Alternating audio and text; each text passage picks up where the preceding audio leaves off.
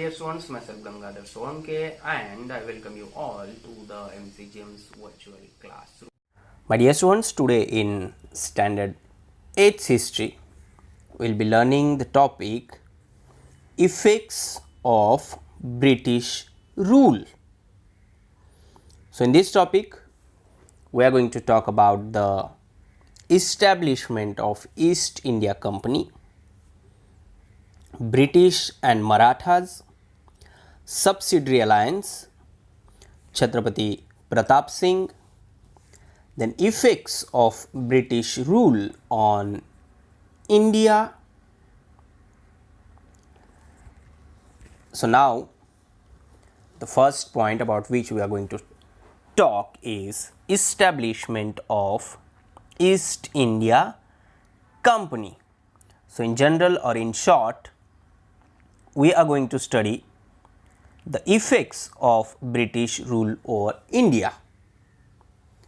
The European powers reached the Indian coast that we have already studied in the last chapter. In that, Portuguese, Dutch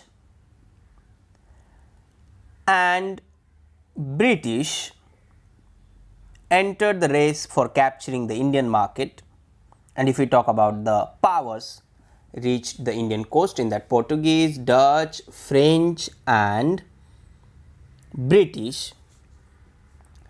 When the British came to India for trade purpose,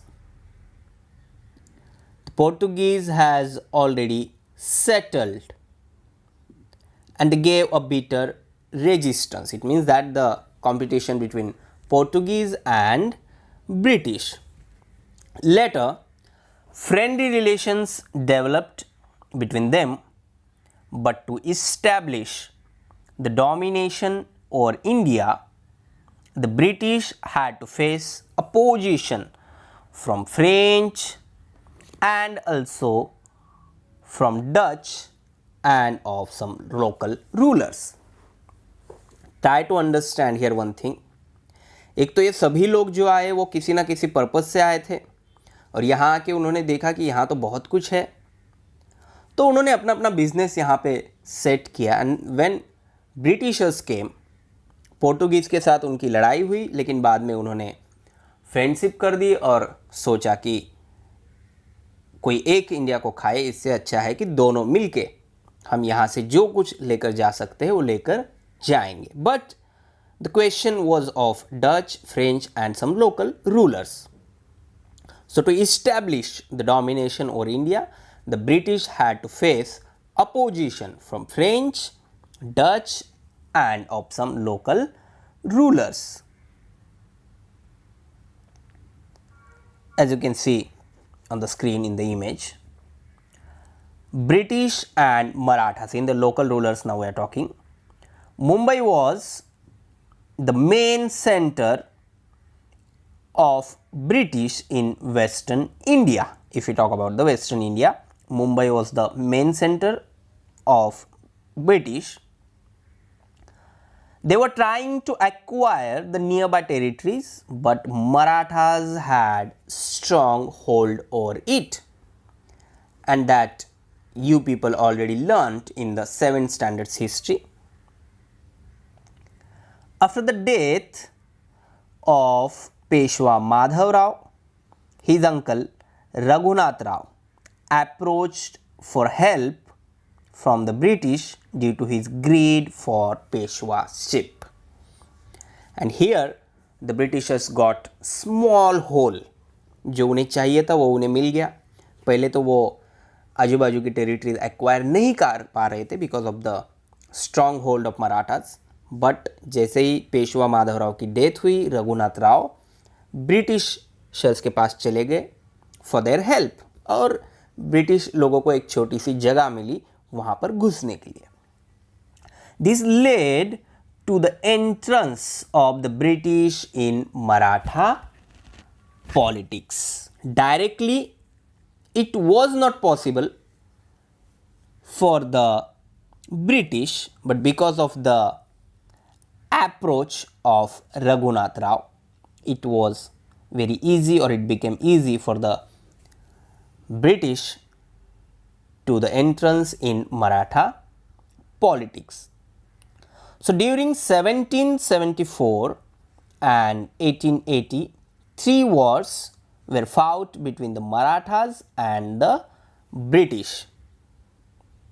During the first war, the Marathas unitedly faced the British and hence proved superior. But as we know, the policy of British was to divide and rule, and they were succeed in that. So, in 1782, with the Treaty of Salbai, the first Anglo-Maratha War came to an end. And because of this, the next point which we are going to study, what happened because of all these things, all these political entrance of British in the different regions of our country. Subsidiary alliance. In 1798, Lord Wellesley arrived in India as governor, and his objective was very clear. It was to establish the British dominion all over India. He came with very clear thought, he came with very clear objective that to establish the British dominion over India. पूरा India उसे चाहिए था. And for this, he signed the subsidiary alliance with many Indian rulers. Now, what was this subsidiary alliance? According to this alliance, the Indian rulers have to maintain British army in their court and have to pay cash or part of their territory to the company for its maintenance. Again, I am repeating this. As per or according to subsidiary alliance, the Indian rulers have to maintain British army in their court. Indian rulers जो थे उनको British army उनके court में रखना ज़रूरी था, और उसके बदले में उन्हें ब्रिटिश को कैश देना था या फिर उनके टेरिटरी का कुछ पार्ट देना था. तो जो कैश नहीं दे सकते थे या नहीं देना चाहते थे, वो समझते थे कि चलो थोड़ा सा हिस्सा जो अपने टेरिटरी का है वो दे देंगे, लेकिन इसमें ही उनका ऑब्जेक्टिव क्लियर हो जाता था, उन्हें जो चाहिए था वो मिल जाता था. The ruler would not have any alliance with any other power or declare war against any power without the intervention of the British. It means that it was direct hold of British army over that particular king or over that particular ruler. The ruler would accept a British resident in his state, and some Indian rulers accepted the system and lost their freedom. जो objective था subsidiary alliance का वो यही था कि जो local rulers है India के वो अपना फ्रीडम खो दे और उनकी टेरिटरी जो है, उनकी जो मिलिट्री पावर है वो सब ब्रिटिश के हाथ में आ जाए. सो इन 1802 Bajirao second signed the subsidiary alliance treaty with the British. This alliance is well known as the Treaty of Vasai, but this treaty was not acceptable to some Maratha Sardars because they know the policy of British people or policy of British officers, and this led to the Second Anglo-Maratha War. After the victory of the British, there was increased interference of British into the Maratha state, and this became intolerable, and Bajirao II waged war against the British. He was defeated in this battle, and in 1818 he surrendered to the British.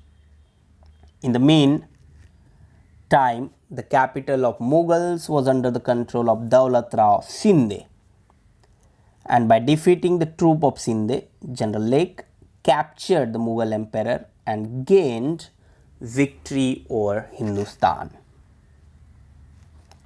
So here one thing which we have to understand about the British officers or British people or about the company rule, that उनको बस एक जगह चाहिए थी कहीं भी घुसने के लिए, और जैसे ही वो मिलती थी तो वहाँ पे डिवाइड एंड रूल की पॉलिसी अपनाकर या फिर कुछ अलग ग्रीड वहाँ के लोकल रूलर्स को देकर वो अपनी जगह बना देते थे, और बाद में वो पूरी जो टेरिटरी है, वो पूरा रीजन जो है वो अपने हाथ में ले लेते थे.